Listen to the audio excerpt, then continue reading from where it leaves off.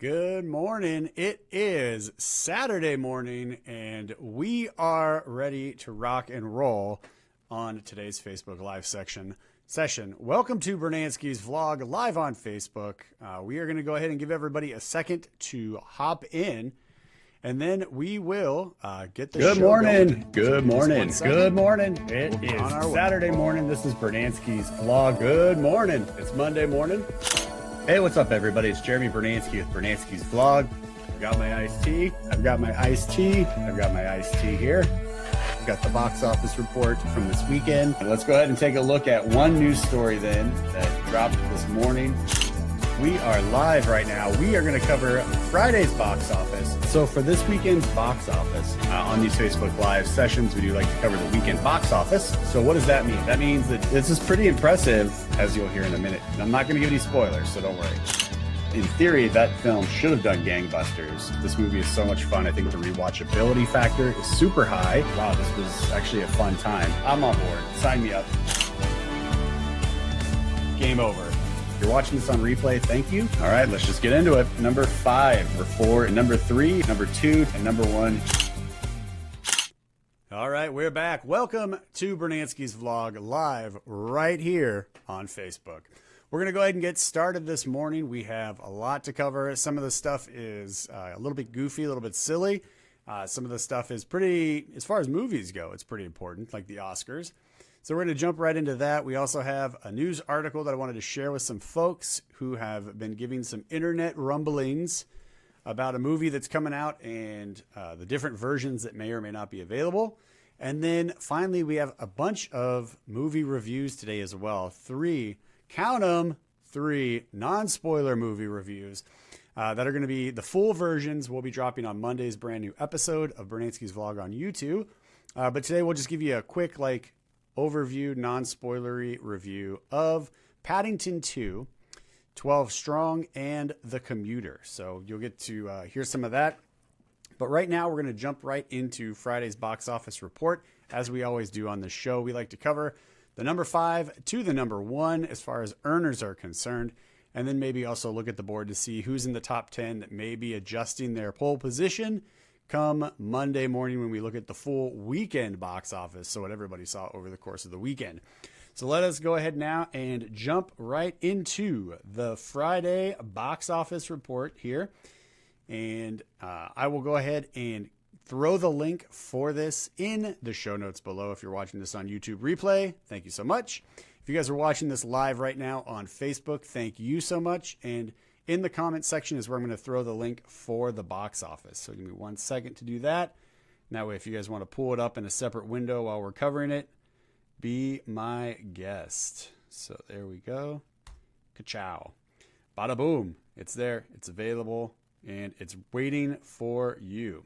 All right.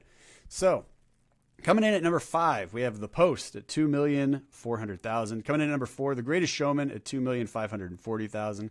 Coming in at number 3, Hostels at 3,400,000. Coming in at number 2, Jumanji, Welcome to the Jungle, 3,775,000. And coming in at number 1 is Maze Runner Death Cure at 8,400,000. So a pretty commanding lead for Maze Runner. Now, truth be told, if you saw last week's episode, right, where we talked about movies that are coming out in theaters for Thursday night yesterday, I'm not familiar with the Maze Runner series. I haven't seen any of the films, so I don't know anything about this franchise. So I don't know. I don't know. But it's cool that early showings right now at 8,400,000. That's pretty good for the franchise. If you're a fan of the franchise, go ahead and throw your comments below as to your thoughts about the franchise and why you particularly find this one enjoyable. And maybe you can convince me to go check out the first 2 and then go see this one as well. But hey, Jumanji finally got dethroned. No big surprise there, right? Because it's been out for a little while now. So eventually somebody had to unseat it from the number 1 spot. But still at number 2 with almost 4 million for a Friday. That's pretty good. We'll have to see what happens over the weekend and see if it adjusts back into the number 1 spot or if it stays number 2. Hostels just came out. I still want to get out to see that. That looks pretty good. You give me a good Western, I'll be in there. So I'm hoping it's a good Western. Greatest Showman at number 4. Again, this is just a pure entertainment film. and a lot of people like it. So not surprised that it's still in the top 5. And then The Post. I think it's a really well done movie, and I'm not surprised it's been given the award considerations that it has.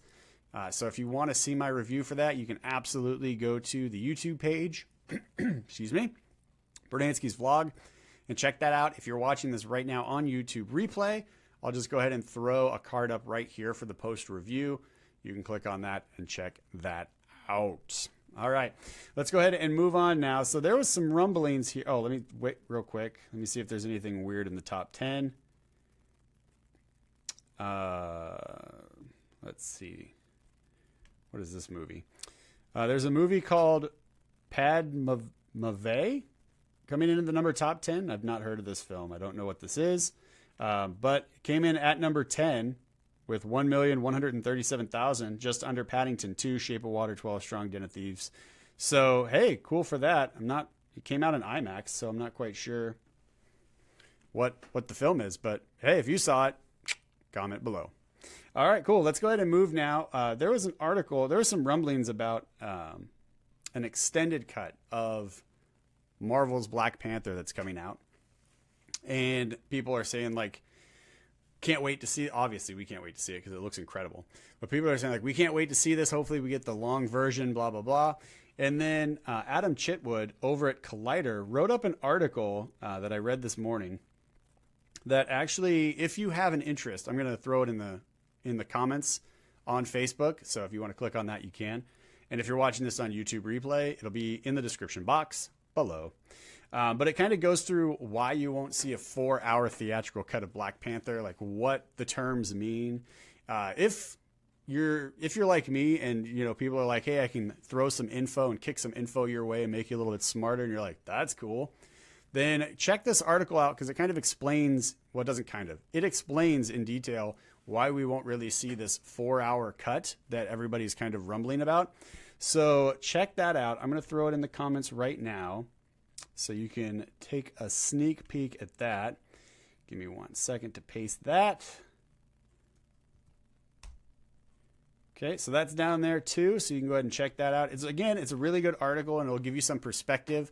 So when you hear people say that, you know, there's a 3-hour cut of something, there's a 4-hour cut of something, you don't get like all freaked out and you're like, oh my goodness! Because then when the movie comes out and it's only like 2 hours, you're gonna be super bummed, right? I know I would be. So this will give you kind of like a heads up so you can have your expectations set appropriately and properly. And that way you're not disappointed when you walk out of the film because you're like, that wasn't 4 hours. No, it was the actual version of the film that we were meant to see. And that's why the runtime was what it was. So check that article out because it'll actually help you a little bit as far as that is concerned. Now, before we move into the Oscar nominations and the non-spoiler reviews, there was a bit of news that dropped that did make me chuckle. Like, I saw it and I was like, is this for real? Is this happening? What are we doing? And that was John Cena right now is rumored to be in talks to star in a Duke Nukem movie. Now, what is going on? I don't know, but this news definitely puts a smile on my face. Now, when I was growing up, we had like 4 video games that were super dope at the time. Right now, my nieces and nephews would look at me like I'm crazy and be like, you and my dad played this? Like, yes, for hours we would play this as children. And that was Wolfenstein, Duke Nukem, X-Wing, and TIE Fighter. Like, these computer games were like those, and then SimCity. But like, these were the computer games that, like, you know, you'd spend hours on as a kid because you'd never seen this before. And basically these games, you were just first-person shooter walking around blowing stuff up. It was either Nazis or aliens. And I think both are fine to blow up. So, yeah, when I heard this, I was like, they're really going to try and make a Duke Nukem movie?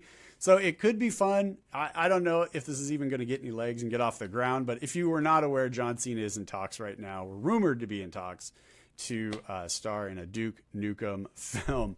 So if you're unfamiliar with the Duke Nukem games, go ahead and check those out. I'm sure you can find some video. I know, like, you have game streamers use Twitch. So you can probably find some video of some Twitch footage of people gaming on these things. So you can check it out. They're just fun games, right? But the fact that John Cena is coming out to be like this, like, super jacked Ray-Ban wearing, cigar smoking, gun toting American who just blows up aliens. it really sounds like everything I could want from a movie, in all honesty, as far as action and comedy is concerned. So I'm pretty excited by the news. It's a little surprising and humorous to me as well. But if we can get this thing off the ground and we can make it work, I'll be there opening night, popcorn, iced tea, just eyes fixed on the screen, ready to watch explosions and aliens and gunfire and cigar smoking, super jacked Americans just dominating the planet and maybe even outer space to try and save everybody from an alien invasion. So good.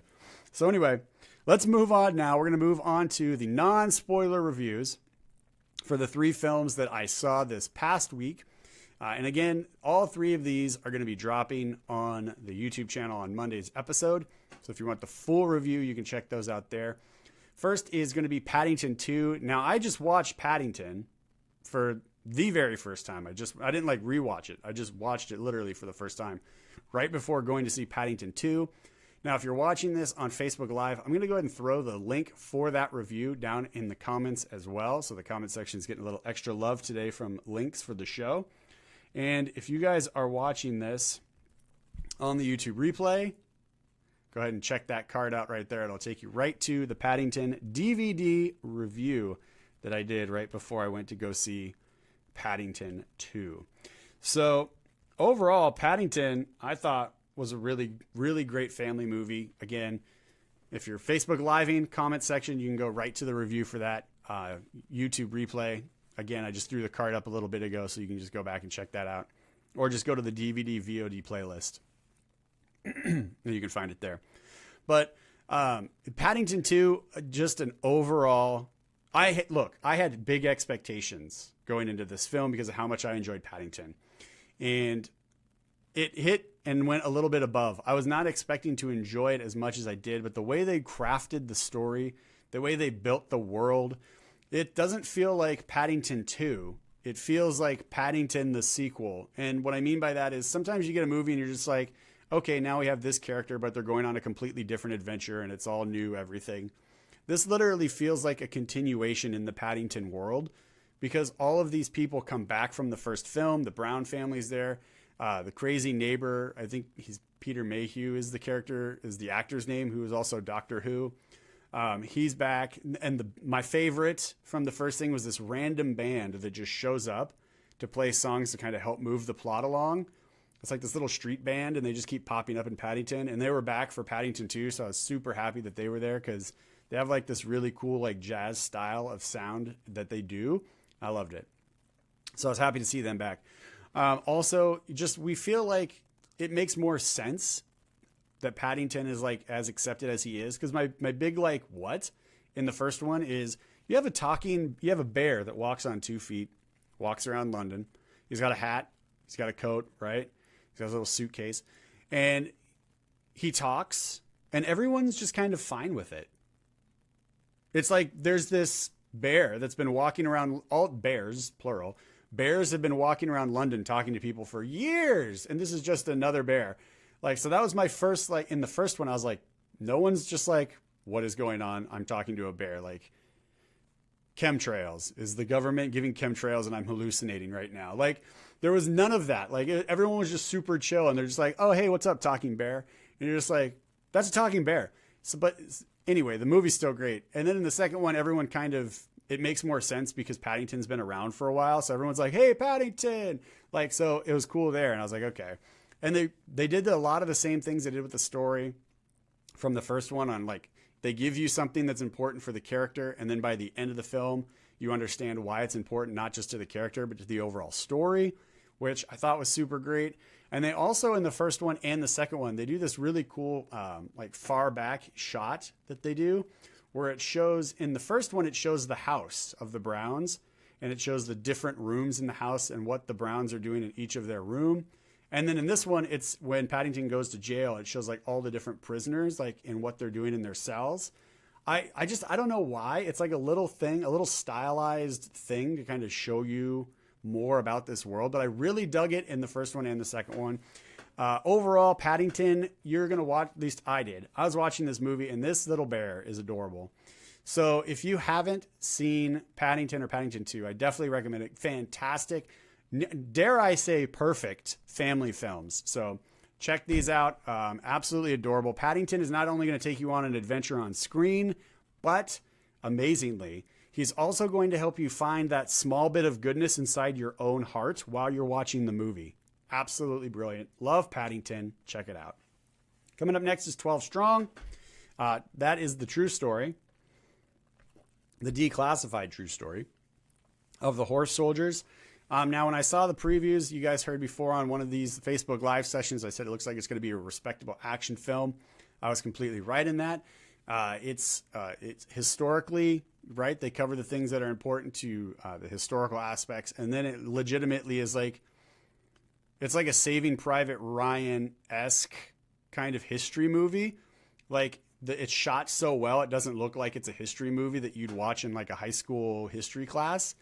It looks like an actual action movie with like everything that has to do with history. So I'm not comparing it to Saving Private Ryan as far as like caliber of film goes, but it's like that type of history movie where it's like, yeah, I get this is like a movie, not like a PBS special for your history classes.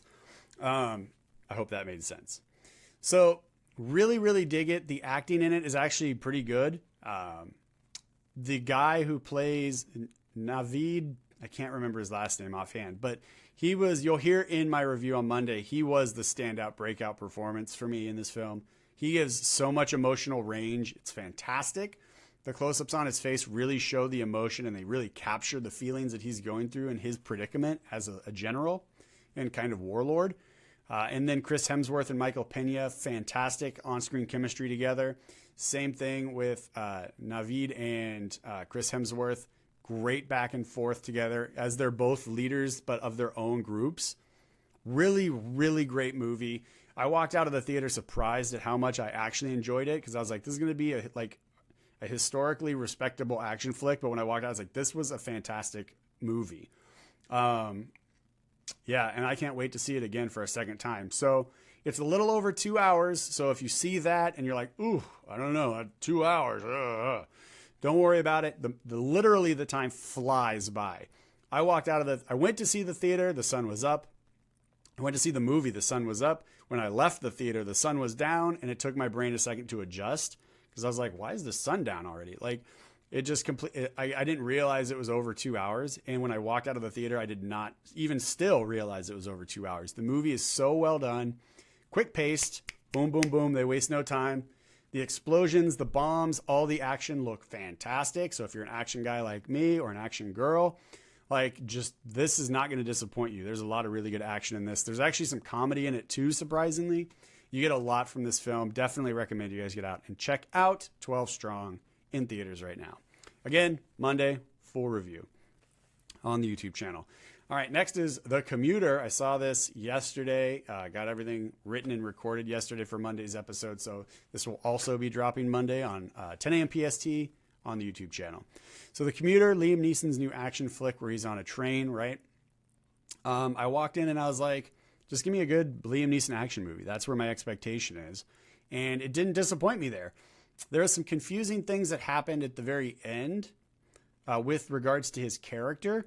Now, in my review on Monday, you'll hear that I say that they resolve the action conflict, but not the character conflict that Liam Neeson has, which it kind of left me in like a state of like, okay, is that the whole story or is that part of the story? Like, I didn't get it. The action sequences are pretty good. They're pretty good, especially considering you're like in a train, right? So it's kind of like the Netflix hallway scenes, right? Where you got this tight quarter fighting combat style. So there's a couple scenes like that that are really good. And overall, the movie starts off kind of choppy, but then it's good, right? You just got to get through the beginning, and then everything kind of is just moving. So I definitely recommend a viewing if you like Liam Neeson action movies. Because if you don't like Liam Neeson action movies, there's really not much that this film is going to offer you. There's some predictable moments, like the end of the film, when a certain things happen with snipers, I was like, oh yeah, that's how this is going to end. And then like 10 minutes later, that's how it ended. So There is some predictability, but if you go in because you like Liam Neeson action movies, go see this for a matinee. Go see it for a cheaper ticket price. And I think you guys will actually enjoy it. But again, if you don't like Liam Neeson action films, this film is not going to offer you much. Like, let's just be honest. But if you do, like me, go check it out because I think you will enjoy it because it's a good Liam Neeson action flick. All right. So that covers the non-spoiler reviews. Again, so far today, my goodness, what a day. So far today, we have covered Friday's box office. We covered the different types of cuts, right, that you'll see from a movie as to why some movies will say it's a 4-hour cut and why it'll say it's a 2-hour cut. Again, for that article, check the comments below. If you're watching this on YouTube replay, just expand the description box, and you'll see it down there. And we can get you squared away there as far as that's concerned. We talked about John Cena possibly being Duke Nukem, and then we just gave 3 non-spoiler reviews for Paddington 2, also for the Commuter and 12 Strong. So big day today, big day for a Saturday. All right, let's go ahead and move now into Oscar nominations. Those on Monday's episode, we're going to cover this a little bit more. But we're going to dig into more of like kind of the different nominations, right? So on this show, on Facebook Live, on these live streams, we've been covering best motion picture, basically, and for all the different groups that have been nominating. So I'm going to this morning I came in and updated the spreadsheet. So as you can see here, the spreadsheet has been updated in that far category to the right. You'll see Oscar nominated right next to the total nominations. So we've got them. They're up. We can see what they are.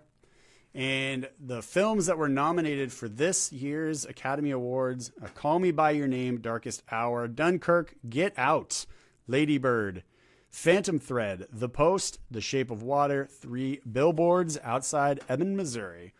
So there is I don't really think there's any surprises as far as the nominations go. It's interesting to me, and I think a lot of people, I think it'd be a good split here on if Phantom Thread wins the Academy Award for Best Motion Picture. I think the audience is going to be completely divided because I think a lot of people are hoping for Get Out or Lady Bird. I'm torn between Shape of Water and Phantom Thread because both of those films are incredibly excellent. 3 Billboards Outside Ebbing, Missouri. I just don't understand. I understand the hype between the performances in the film, but the film itself, that's the one that confuses me out of all of them because the movie's good, but I didn't think it was like, holy moly, 3 Billboards. But the performances in it are all really good. Like the performances are like, oh my goodness, that was a great performance. But as far as like the film as a film by itself, like overall, I'm a little surprised that made the cut, but I really shouldn't be because of how well it's been doing. So as you can see, Shape of Water, Lady Bird, Get Out, all taken in a nomination in all the categories. And then 5 of the 6 categories, we had Dunkirk and 3 Billboards, and then 4 of the 6, Call Me By Your Name and The Post. So, look, if Get Out wins, like, I won't be surprised. If Get Out wins, I won't be surprised. I really like the movie. My review for it just went up, so if you're watching this on the YouTube replay, I'll throw the card up for that. You can check that out. If you're, look, there's a lot of good, like when people say like, well, I just didn't know what to see. Like tell those people to watch this show because we talk about all these movies. Like if you have friends that are like, I just don't get out to the movies because I don't know what's good. Tell them to watch this show. We cover it all. We can help them easily, right? That's what we do. We do 2 live shows plus the Monday show. There is ample time for them to get their act together and listen and contribute to the movie conversations so they can't complain about no good movies. Because this year, the Academy Award nominations for Best Picture, again, 3 Billboards is the only one where I'm like, I don't get it, but I still get it. Like, I know a lot of people really, really like this movie. So it's not surprising, but it's still like, if that one loses, I won't be surprised. If it wins, I will be surprised. But if it loses, I won't be. But like, Yeah, there's so many good films that came out this year. Like this is tough. I'm going to be honest. When I look at the board, I'm like, ooh, I don't know who could get it. I still feel like the surprise could be Phantom Thread or Dunkirk. But I wouldn't be surprised if Shape of Water wins it. I would not be surprised if Get Out or Lady Bird wins it, right? They've been doing really well consecutively at all the award shows, so we'll see. But like Phantom Thread really hasn't been doing well at award shows, and then all of a sudden, boop, just dropped right in there right at the last second to get that nomination. So you never know. You never know, right? So I have to stay tuned for that. We're going to go ahead and get this week's show wrapped up so you guys can get back to your day. If you guys, again, thank you for watching this live on Facebook. And thank you to everybody as well who is watching this on YouTube replay. Appreciate you guys. If at any time you enjoyed any portion of the show, go ahead and give me that thumbs up because that helps people who like movie-related shows find this movie-related show on Facebook and YouTube. Also, don't forget to click the like button for Facebook and the subscribe button for YouTube. And then if you click the subscribe button on YouTube, also click that little bell. That way you get the notifications when the new content drops, like when I did the DVD review for Get Out and the DVD review for Paddington. So you're not going to want to miss those. So check that out. So click that subscribe, click the bell, click the like. Give me that thumbs up. Hope you guys had a great weekend so far. I hope you guys have a great weekend going forward. We will see you guys Monday morning with a brand new episode of Brunansky's Vlog at 10 a.m. PST on the YouTube channel. And then right after that, we'll be right back here on Facebook Live to talk weekend box office and maybe one or two news stories that dropped in between then. Again, hope you guys have a great weekend, and we will see you Monday morning on YouTube, 10 a.m. PST, for a brand new episode of Brunansky's Vlog. Have a great weekend, everybody. Take care. Bye-bye. Hi, everybody. I'm Jeremy Brunansky, and you've just finished watching a Facebook Live replay. Now, if you enjoyed that, you may also want to check out the weekly show playlist, as well as the movie news playlist, which covers just the news segments from every Monday's episode. Don't forget to give us a thumbs up and click that subscribe. We'll see you guys next Monday right here on YouTube for a brand new episode of Brunansky's Vlog at 10 a.m. PST. Have a great week. Take care.